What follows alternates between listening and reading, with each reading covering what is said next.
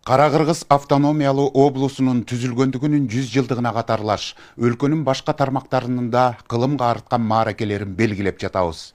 Алардын катарында 100 жыл мамлекетке кызмат кылган экономика жана коммерция министрлиги да бар. Өтүп бара жаткан жумада бул министрлик бир кылымдык тарыхын салтанаттуу белгилеп, акыркы 3 жылдагы жетишкендиктерин айтып түгөтө албай жаткан учуру. Ушул эле жылы өкмөт 100 жылдыктын алкагында жүздөгөн жаңы ишканаларды ишке киргизип, жүздөгөн социалдык имараттарды пайдаланууга берип, өлкөнүн экономикасын 3 жыл ичинде 3 эсеге көтөрүп жибергенин Минкап төрагасы тарабынан айтылды. Анулай Кыргызстандын ички дүң продукциясынын реалдуу өсүү темпи боюнча дүйнөнүн 220 өлкөсүнүн ичинен алдыңкы 30 мамлекеттин катарына киргени да жар салынды. Халктын үмүтүн жандырган мындай жылуу көрсөткүчтөр Кыргызстандын өнүүгө карай бет алганынан кабар береби деген суроо ар бир кыргызстандыктын жүрөгүндө жашап жатат. Ошол ачылган ишканалар жашоосун улантып, иштеп кетсе, элдин эңсеген ишке ашып, азыркы бийликке ишеним артылмак. Эгер ачылды деген өкмөттүн кагаз отчеттөру үчүн жасалса, бул өкмөттүн да тагдыры оор болору турган иш. Кыргыз экономикасынын учурдагы абалына кесиптешим Нурзада Сыдыкова сар эсеп салып көрдү. Экономика, өнөр жай жана соода министерство биринчи жолу как экономика катары өзүнчө түзүлгөн.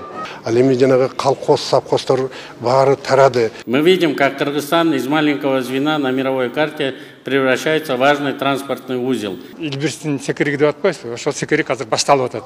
Соңку 3 жылда Кыргызстандын экономикасы 3 эсеге көтөрүлгөнүн министрлер кабинетинин төрагасы Акылбек Жапаров жар салды. Бул көрсөткүч Кыргызстандын кылымдык тарыхында чоң секирик болгонун да айтып жатышат. Кылым демекчи, быйыл Кара-Кыргыз автономиялуу облусунун түзүлгөндүгүнүн 100 жылдыгына катарлаш мамлекеттин экономика тармагында 100 жылдыгын белгилөөдө. Тарых барактарында 1924 жылы Кыргызстан үчүн маанилүү этап башталып, өлкөнүн экономикалык системасын калыптандырууда чоң кадам ташталган. Ошол учурдан тартып өнөр жайды өнүктүрүү жана айыл чарбасын пландаштыруу сыяктуу экономикалык өсүштүн пайдубалы түптөлгөн эле. Кара-Кыргыз автономиялуу түзүлгөндөн кийин эле республикалык эмес облустук пландык комиссия түзүлгөн. Ошондон бери 1-2 жолу алмашып 36-жылыга республикалык пландык комиссияга айланган. Эми ошол мезгилден бери институт болуп, мен биринчи жолу союз тарагандан кийин госкомитет болгон. Анан биринчи жолу 2004-жылы экономика, өнөр жай жана соода министерство биринчи жолу как экономика катары өзүнчө түзүлгөн. Азыркыда экономиканын жогорулашы эмне үчүн эгемен тарыхтын баштапкы жылдарынан орун албаганы да белгилүү. Союз менен кошо экономика сыдырап, оор учурларды баштан кечиргени маалым. Мамлекеттин экономикасынын негизги локомотиви болгон өнөр жай жана айыл чарба багытындагы ишканалар реорганизацияланып, жеке менчикке сатылып кеткен эле. Ал эми жанагы колхоз, совхоздор баары тарады. Анан ошонун негизинде бизде чын айтканда жалпы өлкөнүн экономикалык көрсөткүчтөрү төмөн түшүп кетти.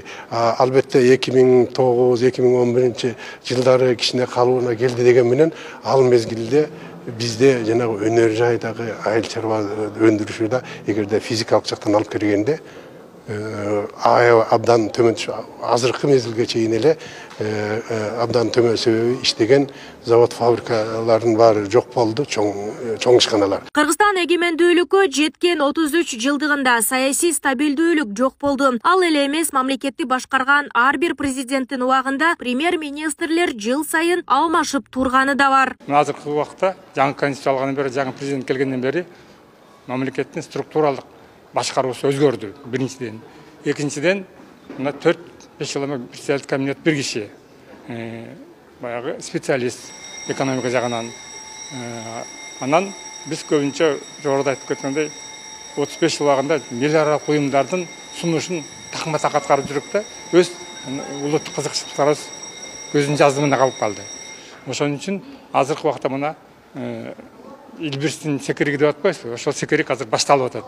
Себеби жаңы өндүрүштөр ачылып атат. Кантсе да мамлекеттин бүтүндүгүн сактап калуунун негизги рычагы болгон экономика тармагын көтөрүүнү максаттаган мекенчилдер чыкпай койгон жок. Ошентип катар завод фабрикаларды ача албасак да, акырындык менен өнөр жай ишканалары курулуп, заманбап агротехнологиялар киргизиле баштады. Бул экономика өсүшүнө жана айыл чарба секторунун модернизацияланышына шарт түздү. Азыркы тапта Кыргызстандын Түрк мамлекеттер уюмуна мүчө өлкөлөр менен соода жүгүртүүсү 62%га өстү. Кытай, Кыргызстан, Өзбекстан темир жолдору талкууланып, логистикалык мүмкүнчүлүктөрдү кеңейтүү боюнча иштер башталды. Мамлекетте жашыл экономиканы өнүктүрүүгө болгон аракеттер байкалууда. Негизи экономикабыздын туруктуу өсүшү трендине чыкты. Акыркы 3 жылдын ичинде орточо өсүш темпибиз 7%-дын алкагында болуп атат. Андан тышкары мынакей 9 айдын жыйынтыгында жыйынтыктадык. Жыйынтык менен ошол биздин экономика 8,4% менен өсүп келатат. Буюрса бардык тармактарыбыз жакшы көрсөткүчтөрдү көрсөтүп, олуттуу өсүү тренди азыр карай багыт алды. Негизги тармактардын бири бул азыр өндүрүш. Андан тышкары ошол курулуш тармагы өтө чоң динамика менен келатат. Андан соң дагы ошол биздин айыл чарба секторубуздагы 6,2% менен көрсөткүчүнөн келатат. Бул өтө жакшы көрсөткүчтөрдүн бири деп эсептейм. Бүгүнкү күндө мамлекет эки буттап турат деген салыштыруулар бар. Мамлекеттин идеологиясы улуттук өзгөчөлүк өлкөнүн бир буту болуп турса, туура жүргүзүлгөн саясаттын натыйжасында экономикада калыбына түшүп, Кыргызстан эки бутуна тура баштады. Мунун баары экономиканы патриоттоштуруудан башталды дешет эксперттер. Начали разрабатываться проекты, которые раньше. Мурда пландаштырууда мынчалык туура жол менен ишке ашырууга мүмкүн болбогон долбоорлор иштелип чыга баштады. Булар темир жол жана Камбар ата бир сыяктуу 15 жылдык долбоорлор экономикалык прогрессти пландаштырууга илимий мамиле жасоо менен ишке ашырылып жатат. Бул албетте маанилүү. Анткени Кыргызстанда көп адамдар тышкы факторлорго көз каранды. Булар акча алмаштыруу курстары, биздин экспорттук потенциалыбыз жана коңшу мамлекеттердин экономикалык абалы. Эң маанилүүсү Кыргызстан бул чынжырчанын ичинде өзүнүн ордун таба алды. И очень важно, что Кыргызстан сейчас нашел свое место в этой цепочке. Кыргызстандын бюджети 3 жылдын ичинде 3 эсеге көбөйгөн. АКШ өкмөтүнүн борбордук чалгындоо башкармалыгынын дүйнө өлкөлөрү боюнча маалыматы боюнча 2023 жылдын аягында Кыргызстан ИДПнын реалдуу өсүү темпи боюнча дүйнөнүн 220 өлкөнүн ичинен алдыңкы 30 өлкөнүн катарына кирди. Дүйнөлүк банктын 2024 жылга карата ИДПнын реалдуу өсүү темпине берген баасы боюнча Кыргызстан Европанын жана борбордук Азиянын тез өнүгүп жаткан экономикаларынын топ алдыңкы өлкөлөрүнүн катарына кирген. Бул тууралуу министрлер кабинетинин төрагасы Акылбек Жапаров 100 жылдыкты белгилөө учурунда билдирди. Мы видим, как Кыргызстан из маленького звена на мировой карте. Биз Кыргызстан кантип дүйнөлүк картадагы кичинекей звенодон өлкөлөр менен континенттерди байланыштырган маанилүү транспорттук түйүнгө айланып баратканын көрүп жатабыз. Биз өзүбүздүн ишибизди ушундай түзө алдык. Өткөн жылы өлкөнүн ИДПсы 1,2 триллион сомдон ашса, быйыл ИДПнын көрсөткүчтөрү 1,5 триллион сомго жетет. 3 жылдын ичинде биз өлкөнүн бюджетин 3 эсеге көбөйтө алдык. 2,5-3 раза. Ал эми быйыл 2024 жылы кылым окуяларынын жылы деп бааланууда. Бул жылы өнөр жайда 100дөн ашык завод, фабрика, ишкана ишке кирди. 100 социалдык объекти, анын ичинде 100дөн ашык мектеп жаңы салынып, үй тибиндеги 200 кыска мөөнөттүү 300 бала бакча ачылды. Энергетика 100 мегаваттан ашык жаңы кубаттуулукка жетишти. Ар түрдүү тармактарда миңдеген атайын техникалар сатып алынды. Административдик аймактык реформа жүргүзүлдү. Ушул сыяктуу иштердин баары экономикалык жактан өсүүгө түрткү болгонун Минкап башчысы Акылбек Жапаров белгиледи. Биз бекер балык деле бере бербей, колуна кайырмак карматып, бала алганды дагы үйрөтүп жатабыз. Пособие катары 3.000 сомдун ордуна айына 30.000 сом таза киреше табам деп жатканын көрүп жатасыздар. 2022 жылы жакыр жашаган 111.000 үй бүлө бар болсо, 2024 жылы алардын саны 81.000 үй бүлөгө чейин кыскарды. Былтыр жана мурдагы жылы 10.000 кишиге 100.000 сомдон алса, быйыл 23.000 кишиге өтө жакыр жана аз камсыз болгон үй бүлөлөргө бердик. Бул максатта 2 миллиард сомдон ашык акча же 25 миллион долларды колунда жок кишилерге таратып бердик.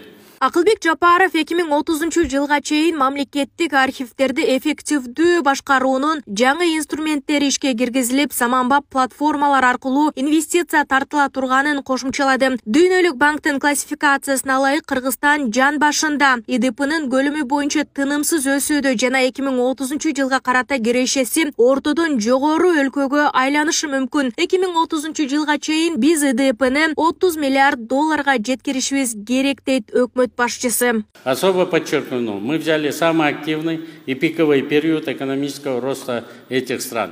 Биз Азия өлкөлөрүндө экономикалык өсүштүн эң активдүү жана туу чокусун алганыбызды өзүнчө белгилегим келет. Слайдтан көрүнүп тургандай, 1986 жылдан 1996 жылга чейинки мезгилде орточо өсүү темпи жылына 6%дан 8,5%га чейин өскөн. Бул алардын экономикасынын 10 жылдын ичинде 2 эсе өсүшүнө мүмкүндүк берген. Ошол сыяктуу эле биздин өлкө акыркы 3 жылда орточо 7,5%, анын ичинде 2014 жылы болжолдонгон өсүү темпи 8,4% менен туруктуу экономикалык өсүштү көрсөттү. Бул мисал биздин Кыргызстандын экономикасынын ийгиликтүү мисалдары менен бир катарда тура алгандыгын ачык тастыктап турат. Бизде экономиканы 2 эсе көтөрүү жана алдыга койгон максаттарыбызга жетүү үчүн бардык зарыл өбөлгөлөр бар. Ал эми 5 жылдын ичинде Азия жолборсторунун экинчи толкуну муну 10 жылда ишке ашыра алышты. В течение 5 лет. Тогда как азиатские тигры второй волны сумели сделать это за десятилетие. Белгилей кетсек, Кыргызстан масштабтуу индустриалдаштыруу жолунда. Жыл сайын өлкөнүн экономикасын өнүктүрүү үчүн 100 өнөр жай объектилерин ишке киргизүү пландаштырылууда. Элбирс өлкөнүн өнүгүүсүнүн символу болуп чечкендүүлүктүн жана келечекке болгон ишенимдин символу катары тандалган. 2030 жылга чейин ИДПнын көлөмү 30 миллиард долларга жеткирүү жана кирешеси ортодон жогору болгон өлкөлөрдүн категориясына өтүү пландалууда. Нурзада Сыдыкова, Майрамбек Абдибилал уулу, Күндөмү жыйынтык программасы үчүн. Мына ушундай өзөктүү материалдар менен программабызды жыйынтыктайбыз. Күндөмү жыйынтыктын акыркы кабарлары Регион телеканалынын социалдык тармактагы баракчаларына да жайгаштырылды. Студияда мен Азамат Абдиев болдум. Кайрадан бир аптадан соң амандыкта көрүшөлү.